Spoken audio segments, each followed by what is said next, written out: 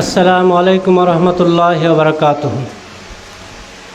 আলহামদুলিল্লাহি রাব্বিল আলামিন ওয়াসসালাতু ওয়াসসালামু আলা রাসূলিহিল কারীম ওয়া আলা আলিহি ওয়া সাহবিহি আজমাইন।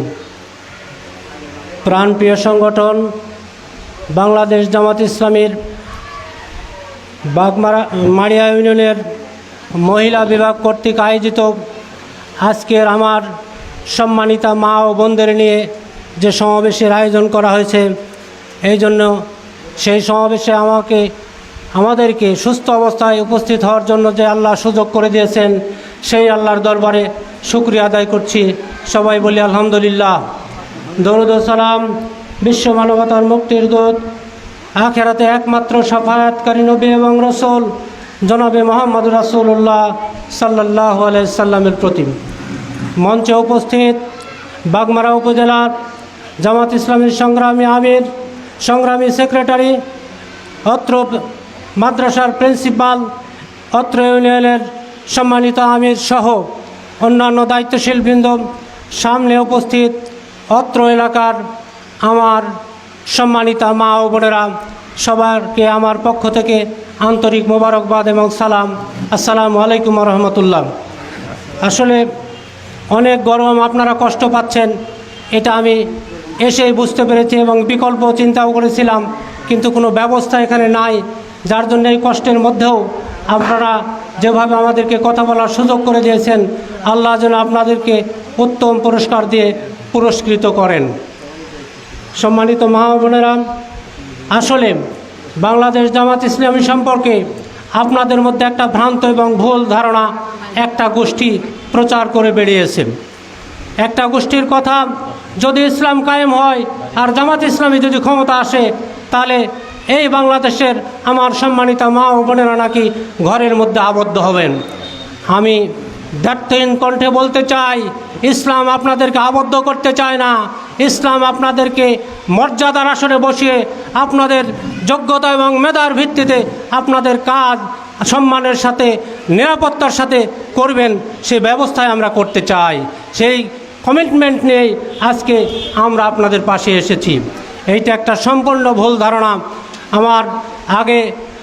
আমার সেক্রেটারি সাহেব বলে গেছেন, সে আয়ামে জাহিলাতের যুগে যখন আমার মা বোনদের কোনো মর্যাদা ছিল না, নারী সমাজকে যখন মহিলা শিশুর জন্ম হলেই জ্যান্ত কবর দেওয়া হতো, যে কবর আমরা হজে গিয়ে এখনও দেখি, সেই যুগ থেকে উত্তরণ করে সেই আয়ামের জাহিলাতের যুগকে বিতাড়িত করে যে সোনালী সূর্যের উদয় হয়েছে, সেটা ইসলামের মাধ্যমে হয়েছে। আল্লাহ রাসূল সাল্লাল্লাহু আলাইহি সাল্লাম তৎকালীন যুগে ইসলামী আদর্শ, কোরআনের আইন বাস্তবায়নের মাধ্যমে প্রমাণ করে দিয়েছেন। আপনারা আমার সম্মানিত মা ও বোনেরা, আপনারা অনেক সম্মানের, অনেক মর্যাদার, একমাত্র ইসলাম, শুধুমাত্র ইসলাম, কেবলমাত্র ইসলামই আপনাদের সম্মান এবং মর্যাদা দিতে জানে। মানুষের তৈরি কোনো মতবাদ গত 54 বছরে আপনাদেরকে নিরাপত্তা দিতে ব্যর্থ হয়েছে। কথা ঠিক কিনা? আপনারা লক্ষ্য করেছেন, আমরা গভীর উদ্বেগের সাথে লক্ষ্য করেছি, গত 36 জুলাই বিপ্লবের পর থেকে আজ পর্যন্ত একটা গোষ্ঠীর হাতে আমার সম্মানিতা এদেশের মা ও বোনেরা, 34 জন মা ও বোনেরা শ্লীলতাহানির শিকার হয়েছেন, যার সাথে ইসলামী আন্দোলনের কোনো নেতা বা কর্মীর দূরতম সম্পর্কও নেই। সুতরাং যদি সত্যিকার অর্থে আপনারা মর্যাদা চান, আপনারা যদি সম্মানের সাথে, ইজ্জতের সাথে আপনারা যদি বসবাস করতে চাই, ইসলামের বিকল্প কোনো বিধান, ইসলামের বিকল্প কিছু নেই, আমার আত্মবিশ্বাস। সুতরাং সম্মানিত মা ও বোনেরা, আপনাদের কাছে বিনীত অনুরোধ করতে চাই, আমাদেরকে ইসলামকে ভুল বোঝার কোনো সুযোগ নেই। সম্মানিত মা ও বোনেরা, আমার কানে আর একটা কথা এসেছে যে আমরা নাকি ক্ষমতায় গেলে আপনাদেরকে চাকরি বাকরি করতে দেওয়া হবে না, ঘর থেকে বেরোতে দেওয়া হবে না, আপনাদেরকে সব সময় ঘরের মধ্যে থেকে একটা গৃহিণীর কাজ আপনাদেরকে করতে হবে। কথাটা মোটেও সঠিক নয়। আমরা বলতে চাই, আমাদের আমিরে জামাত বলেছেন, আপনাদের যোগ্যতার ভিত্তিতে আপনারা সম্মানের সাথে, ইজ্জতের সাথে, নিরাপত্তার সাথে আপনাদের কাজের ব্যবস্থা করা হবে ইনশাআল্লাহ।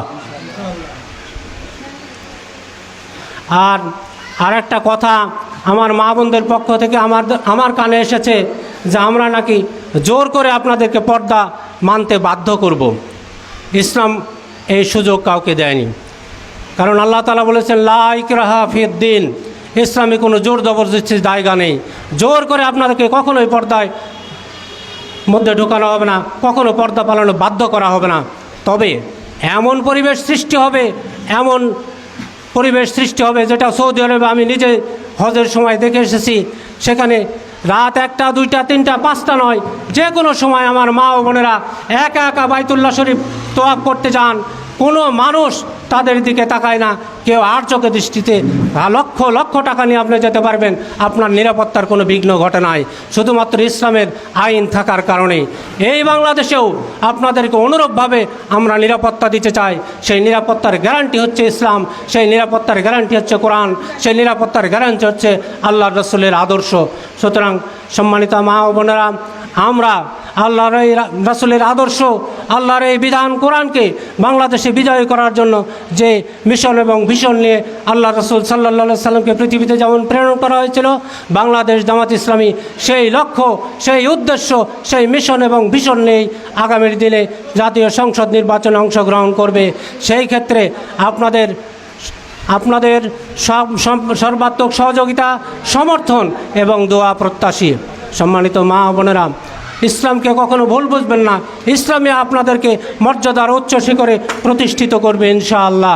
তাই আসুন, দল মত নির্বিশেষে সব কিছু ভুলে গিয়ে, কারো কথায় কান না দিয়ে শুধুমাত্র দেখবেন আমাদের কথা এবং কাজের মধ্যে মিল আছে কিনা।